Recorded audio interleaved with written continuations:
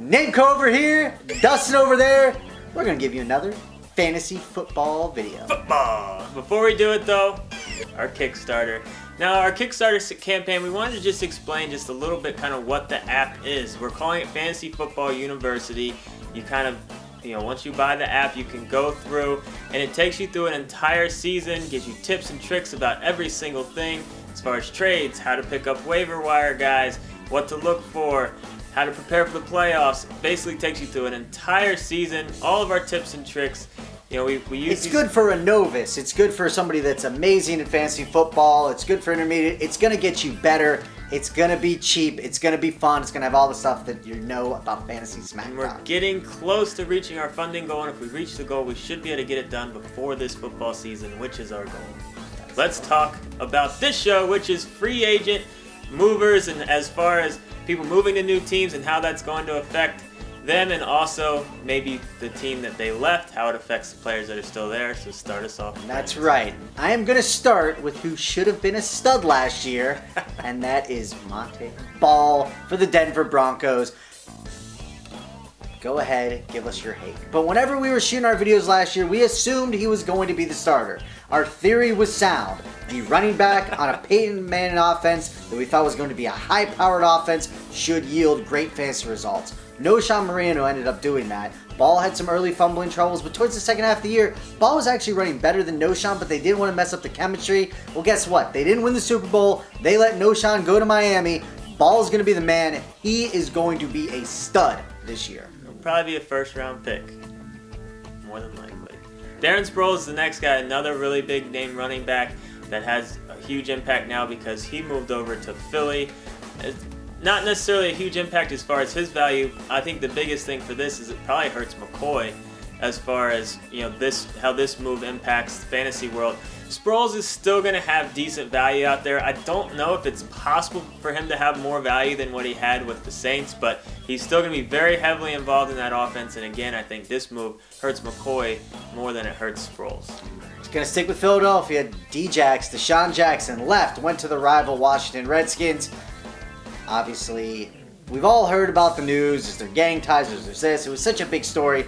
And they keep saying this Pro Bowler that's averaged 17 yards a catch. And that's all you're hearing on ESPN.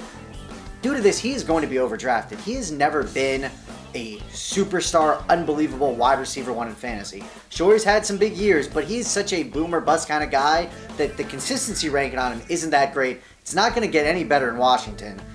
That offense is not nearly like the Chip Kelly offense. Be wary of DeSean Jackson. I think he's going to be going in the 3rd round, and that is way too high for him. Sorry, king of the offseason Redskin fans. He's better in real life than he is in fantasy, though.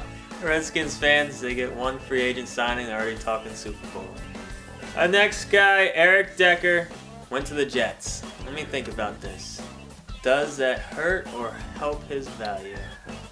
I'm going to go with hurt.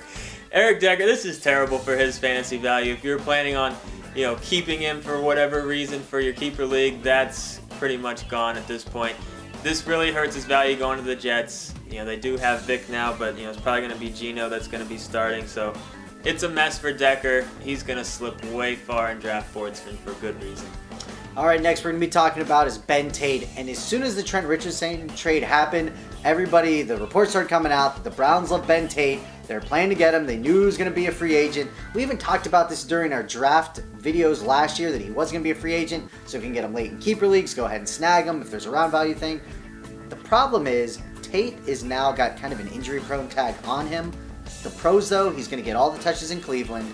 The fact of the matter is Shanahan's back. They work together in Houston. Tate loves the zone blocking scheme.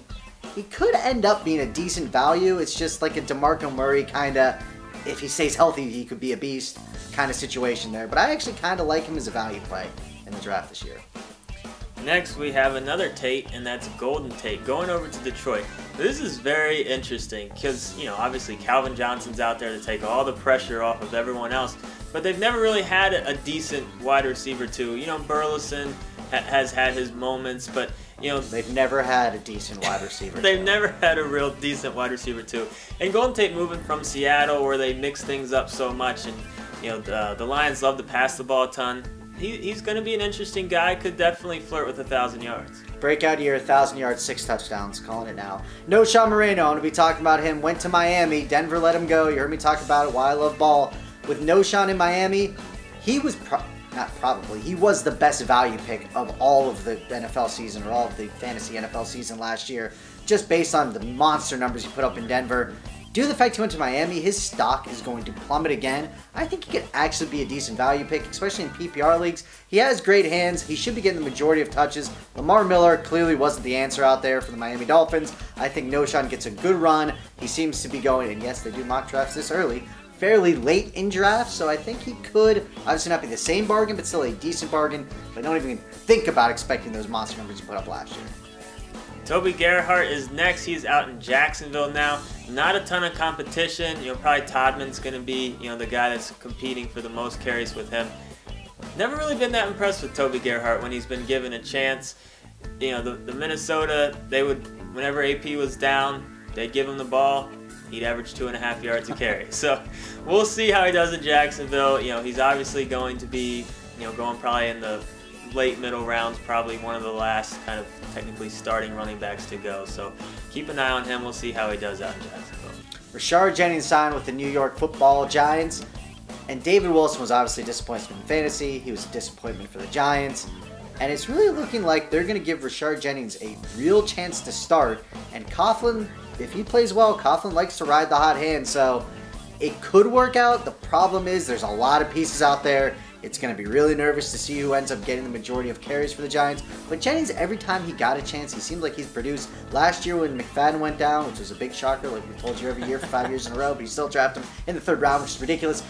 Jennings had a very solid year, averaging like 90 yards a game, and I think he fell in the end zone 5 times towards the end there.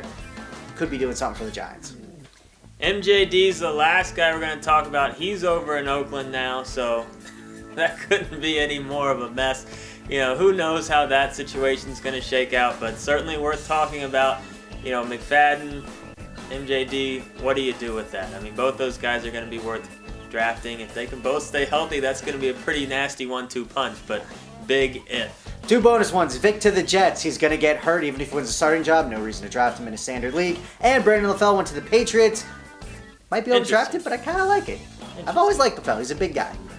So if you got any questions or you want to talk some football, get into our forums, and don't forget about our Kickstarter. When's the date? Last day for Kickstarter? April 29th. April 29th. It's the last day. Throw $1. We like dollars. I love $1. If all of our fans gave us $1, we'd have at least like $32. $11. Come on, fans. What a corny joke. We both went for it. Some people like it. They hate us. If I catch this, you gotta pay. If you like what you saw, then check out some of our other videos and subscribe to our channel.